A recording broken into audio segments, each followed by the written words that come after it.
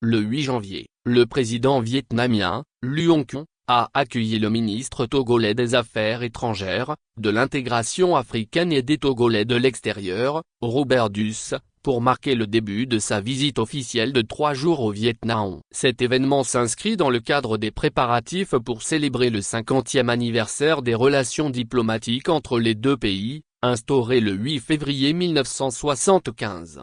Le président Khuong a souligné l'importance de cette visite pour renforcer les liens d'amitié et de coopération entre le Vietnam et le Togo, tout en reconnaissant les avancées positives des relations bilatérales au cours des 5 dernières décennies. Il a noté que le potentiel des deux nations n'a pas encore été pleinement exploité. Il a proposé plusieurs mesures pour approfondir cette coopération, notamment par des échanges de haut niveau et des visites de délégation, ainsi que par un renforcement de la collaboration multilatérale dans des forums comme l'ONU et l'Union africaine.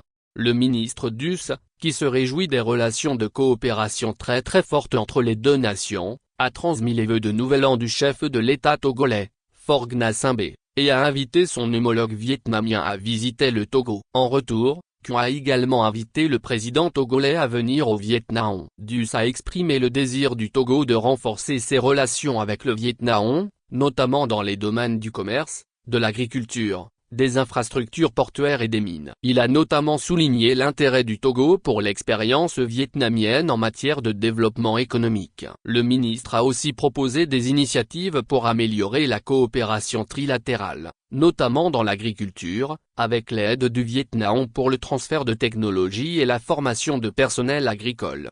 Lors des entretiens avec le ministre vietnamien des Affaires étrangères, Binh Thanh Son, les deux parties ont convenu de mettre en place de nouveaux accords pour dynamiser cette coopération, en particulier dans les secteurs économiques et commerciaux.